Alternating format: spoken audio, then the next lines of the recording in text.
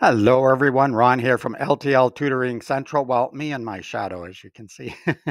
It's just the lighting in here. I hope you're doing really, really well. And today I'm talking about 6 tips for reading fiction like a pro.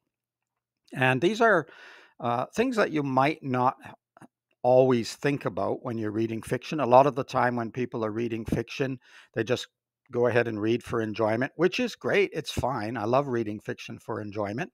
But whether you're reading fiction for enjoyment or reading it for school, in other words, in a more academic capacity, there are some things you can do or think about that don't always cross your mind. And that's what I'm going to be talking about today. Some of them might be more obvious, some of them a little bit less obvious, but I think it's important to pay attention to these, even if you're just reading for your own pleasure, because you'll get so much more out of the story or the book that you're reading.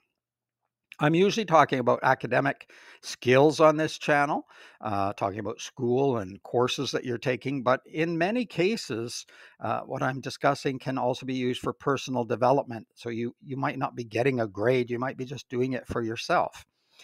So keep that in mind as we go through these tips too. So first of all, who is the author? And I don't just mean the name of the author. I mean, learn a little bit about the author. Check his or her biography. You don't have to read a whole book.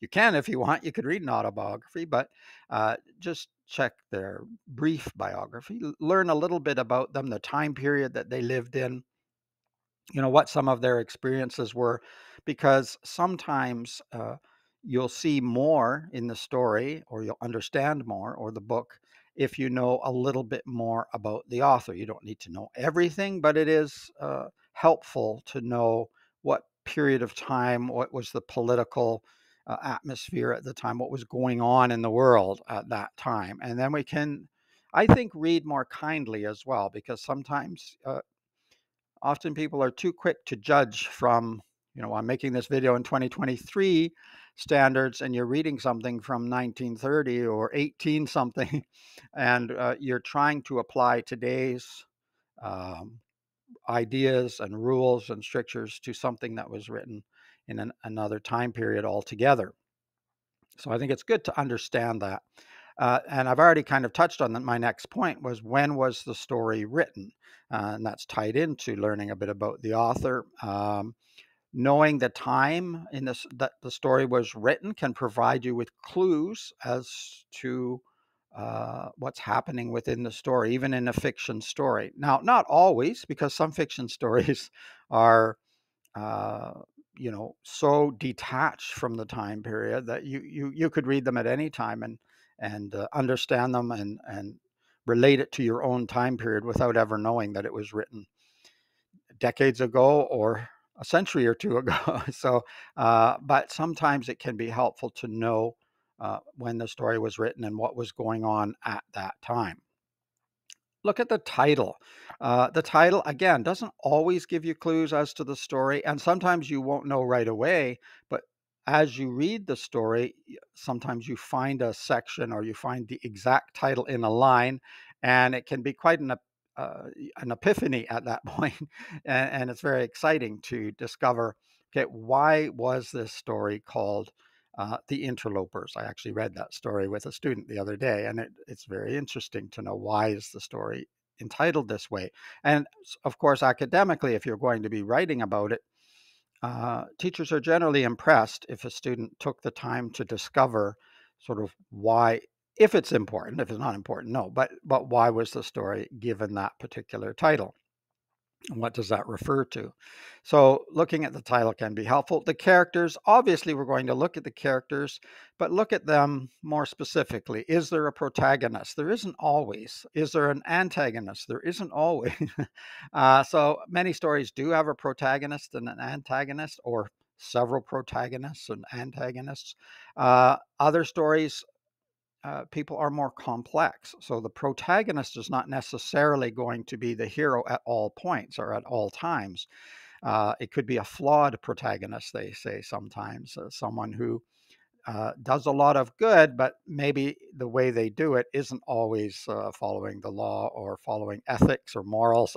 So it's a flawed protagonist. So having more of an understanding of the characters, particularly the main characters, so you can always look at the main characters and not bother to use the words protagonist or antagonist, particularly if they're very complex characters, because it might be difficult to sort of put them in a box. But you want to look at the complexity of the character.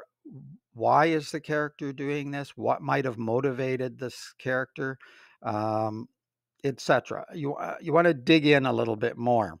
And so there's the printed words on the page, but often authors write in ways that give us clues that can take us beyond the printed word. And strangely, I had a professor, I wouldn't say we argued about it, but we had a small debate about that you can't read anything beyond the page. That's not true at all. People do that all the time. For good or bad, but it's generally good if you're engaging and getting more out of the story, the the action or the plot. Uh, so you want to ask yourself questions here too. Is the story linear? In other words, do the events follow in a chronological order, or are there flashbacks? Are you moving back and forth in time periods? That can sometimes happen.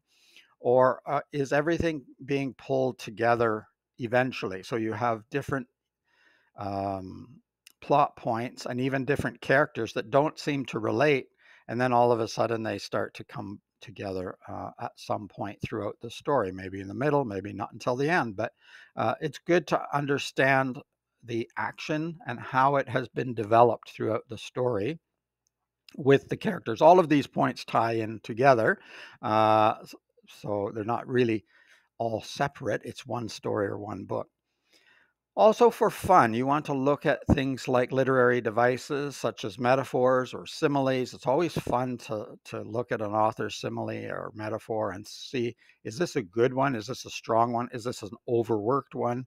Is this just silly? It doesn't really make sense. Look at analogies as well. Are they solid analogies? Do they follow? Do they make sense? Or are they too disconnected to be a good analogy? You can look for hyperbole and personification. In some stories and books, there's even assonance and alliteration and things of that nature.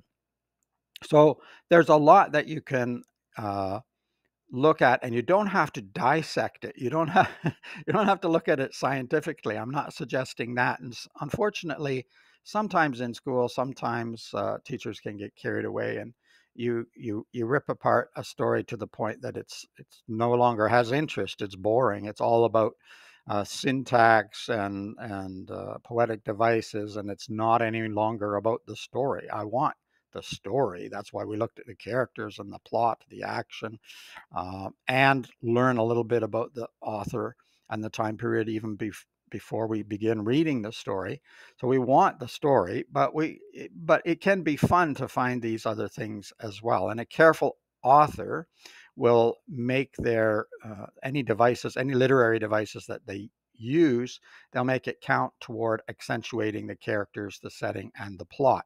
So if they took the care to do that, maybe we should take the care to extract it and get something out of it ourselves. So that's about it. Now, there's lots more you can do. Remember, I'm only looking at 6 things here, and some of them I wanted to mention because people don't always think about them. So, who is the author? When was the story or book written? The title, characters, action or plot, and for fun, and I'm mentioning literary devices primarily in that section, but obviously you can have a lot of fun just reading the story too. Putting yourself in the story, engaging with the characters that way. Which character are you, or are you multiple characters? Sometimes I put myself in several positions because I want to think, how is this antagonist thinking? Why is this evil person doing bad things? Maybe there's a good reason for it, maybe there's not. And the same, with the protagonist, or as I say, they're not always on one side or the other, but what is motivating these people, and does that make sense? I could go on and on, so I better stop here. It was only supposed to be 6. So, all right. I hope that you enjoyed this video. If you did, give it a thumbs up, give it a like. Don't forget to subscribe to the channel. That really helps the channel a lot. It's growing a little bit, but it could be doing a lot better, which we can get some more people on here. Also hit that notification bell and you'll be notified when there are new videos. Go and look at some of the other videos too. There's lots of them and they might not all interest you because maybe you're not interested in collocations or idioms, but if you are, they're there. And if you're interested in story reading, they're there. So find the ones in study skills. We have lots of videos on study skills and strategies to help with your learning. So check those out.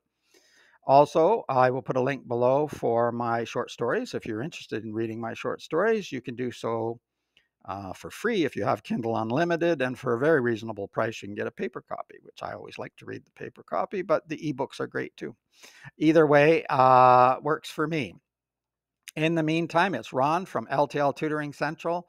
Have a great day. Until next time, bye bye for now.